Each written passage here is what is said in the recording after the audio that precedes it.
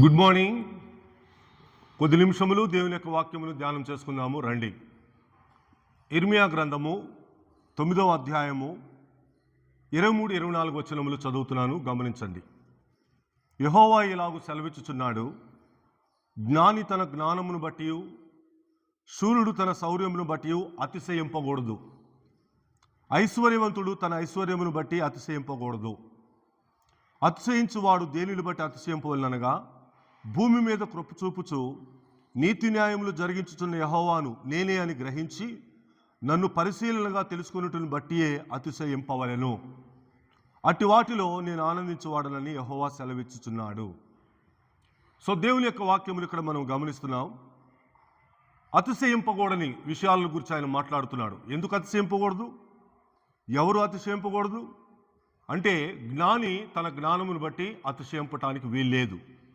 నేను ఇంత చదువుకున్నాను, నాకు ఇన్ని డిగ్రీలు ఉన్నాయి, నాకు ఇంత జ్ఞానం ఉంది అని ఎవరు కూడా తన జ్ఞానమును బట్టి అతిశయింపకూడదు అంటున్నాడు అక్కడ. శూరుడు తన శౌర్యమును బట్టి అతిశయింపకూడదు అంటున్నాడు. అతడు ఒకవేళ బలవంతుడే అవ్వచ్చు, అతడు ఒకవేళ అనేక మందిని జయించగలిగిన వాడే కావచ్చు, కానీ తన శౌర్యమును బట్టి అతడు అతిశయింపకూడదు అంటున్నాడు. అదే సమయంలో ఐశ్వర్యవంతుడు, ధనవంతుడు, ఈ లోకంలో కోటీశ్వరులు అనబడిన వారు కూడా వారి యొక్క ఐశ్వర్యమును బట్టి అతిశయింపకూడదు. మరి ఈ ముగ్గురు అతిశయింపకూడదు కదా. జ్ఞాని అతిశయింపకూడదు, శూరుడు అతిశయింపకూడదు, ఐశ్వర్యవంతుడు కూడా అతిశయింపకూడదు. అయితే మరి ఎవరు అతిశయించాల? ఎవరు అతిశయిస్తే దేవుడు సంతోషిస్తాడు, ఎవరి అతిశయాన్ని దేవుడు అంగీకరిస్తాడు అని వాక్యం యొక్క వెలుగులో మనము ఈరోజు గమనిద్దాం. దానికి జవాబే 24వ వచనం. ఆయన అంటున్నాడు, అతిశయించువాడు, ఒకవేళ వాడు అతిశయించాలంటే దేనిని బట్టి అతిశయింపాలి అంటే అనగా అంటూ, భూమి మీద కృప చూపుచు నీతి న్యాయములు జరిగించుచున్న యెహోవాను నేనే అని గ్రహించి నన్ను పరిశీలనగా తెలుసుకున్నట్టును బట్టే అతిశయింపాలి. ఎస్, దేవునిని ఆ విధంగా మనము గ్రహించాలి, దేవునిని ఆ విధంగా మనము పరిశీలించాలి.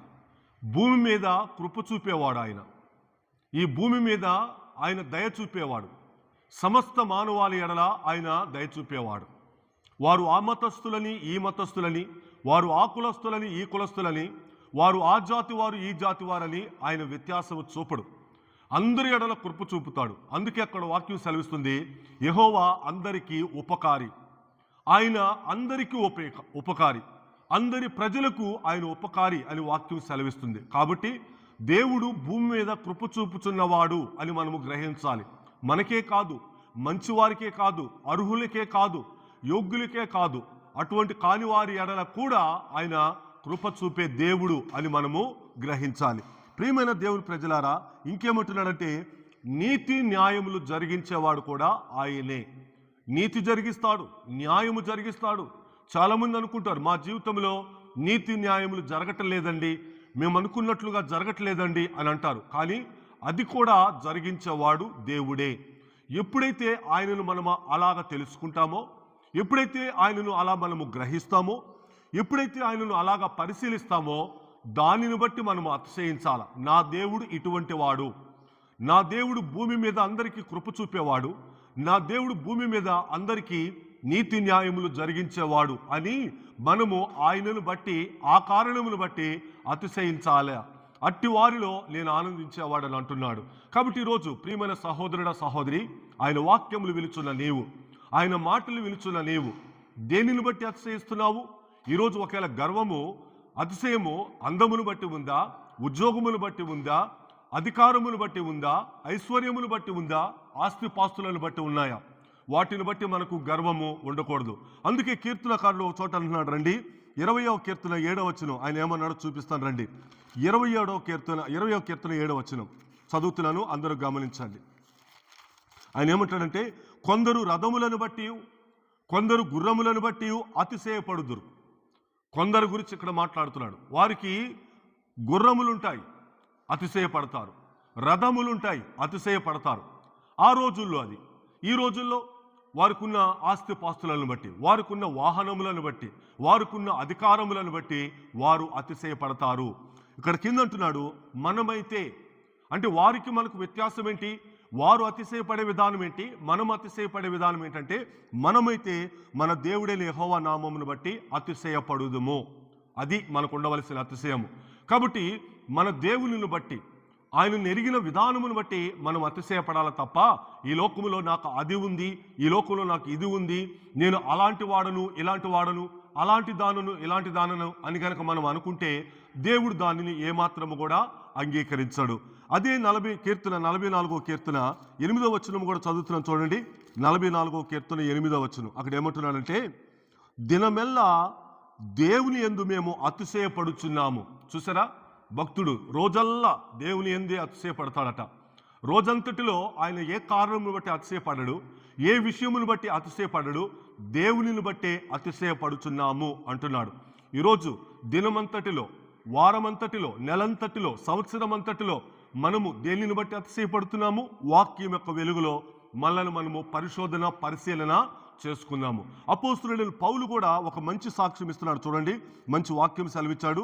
2వ కొరింథీ పత్రిక 10వ అధ్యాయము 17వ వచనం. 10:17. 2వ కొరింథీ 10:17. అతిశయించువాడు ప్రభువునందే అతిశయింపవలెను. ఒకవేళ నువ్వు అతిశయించాలనుకుంటున్నావా, ప్రభువునందే అతిశయించు. సూటిగా చెప్తున్నాడు అక్కడ వాక్యం. ప్రభువే మెచ్చుకుని వాడే యోగ్యుడు గాని, నీ దీనత్వాన్ని, నీ తగ్గింపును దేవుడు చూసి మెచ్చుకోవాలి నిన్ను. అక్కడ అదే అంటున్నాడు ఈడ. కానీ తను తాను హెచ్చి మెచ్చుకుని వాడు యోగ్యుడు కాడు. దేవుడు మెచ్చుకోవాలి నీ విశ్వాసమును, నీ భక్తిని, నీ విధేయతను, నీ తగ్గింపును, నీవు అతిశయించే విధానాన్ని ఆయన నీలో చూసి నిన్ను మెచ్చుకోవాలి. కానీ అప్పుడు నువ్వు యోగ్యుడు అవుతావు. నీవు అతిశయపడితే, నిన్ను నువ్వే మెచ్చుకుంటే ఏమాత్రము నువ్వు యోగ్యుడవు కావు అని వాక్యం సెలవిస్తుంది. అదే 2వ కొరింథీ ఒక్క పేజీ తిప్పండి. 12వ వచనము 9వ వచనం చదువుతున్నాం. 12వ అధ్యాయము 9వ వచనం. అందుకు నా కృప నీకు చాలు, బలహీనత యందు నా శక్తి పరిపూర్ణమగుచున్నదని ఆయన నాతో చెప్పెను. కాగా క్రీస్తు శక్తి నా మీద నిలిచియుడు నిమిత్తము విశేషముగా నా బలహీనతల యందే బహు సంతోషముగా అతిశయపడుదును. ఇక్కడ పౌలు తన బాధ గురించి ముమ్మారు దేవునికి ప్రార్థన చేశాడు. ముళ్ళు గురించి ముమ్మారు దేవునికి ప్రార్థన చేశాడు. దేవుడు అన్నాడు ఆ ప్రార్థనకి జవాబు, ఓ పౌలా, నీకు ఆ ముళ్ళు ముఖ్యము కాదు, నా కృప నీకు చాలు అని ఎప్పుడైతే దేవుడి చేత బోధించబడ్డాడో పౌలు ఆ విషయాన్ని గ్రహించి ఇప్పుడు అంటున్నాడు, విశేషముగా నా బలహీనతల యందే నేను సంతోషముగా, బహు సంతోషముగా అతిశయపడుదును. బలహీనతలలో అతిశయపడుతున్నాడు, తన బాధలలో అతిశయపడుతున్నాడు, తన నొప్పి విషయంలో అతిశయపడుతున్నాడు. ఎప్పుడు? నా కృప నీకు చాలు అన్నాడు దేవుడు. ఈ రోజున ప్రియమైన సహోదరుడా, సహోదరి, ఆయన వంటి కృప, పౌలు వంటి కృప నీవు దేవుని ఎదురు నుండి పొందగలిగితే ఈరోజు నీకు ఎన్ని బలహీనతలు ఉండొచ్చు, ఈరోజు నీకు ఎన్ని వ్యాధులు ఉండొచ్చు, ఈరోజు నీకు ఎన్ని అప్పులు ఉండొచ్చు, ఈరోజు నీకు ఎన్ని శ్రమలు ఉండొచ్చు, ఈరోజు నీకు ఎన్ని పరిస్థితులు ఉండొచ్చు, నీవు బహు సంతోషముగా అతిశయపడటానికి కారణమవుతుంది. కాబట్టి ఈ రోజున నీ అతిశయము దేని యందుంది? ఈరోజు మన అతిశయము దేని యందుంది? ఆయనను మనము గ్రహించగలిగామా? ఎలాగా? కృప చూపే దేవుడు, నీతి న్యాయములు జరిగించే దేవుడు. అట్టి దేవుడు నా దేవుడు అని చెప్పుకోవటానికి మనము అతిశయిద్దాం. కాబట్టి మన అతిశయం అంతా కూడా ఆయనను ఎరిగిన వారమై, ఆయన నా దేవుడు, ఆయన ఇట్టివాడు అని మనము గ్రహించుటను బట్టి ఉండాలి. కానీ ఈ లోకంలో మరి దేనిని బట్టి ఉండకూడదు. సో దేవుడే ఆ భాగ్యమును, ఆయనను ఎరిగి ఆయన యందు అతిశయించే భాగ్యమును మీకు, నాకు, మనందరికీ దయచేయునుగాక. ఆమేన్.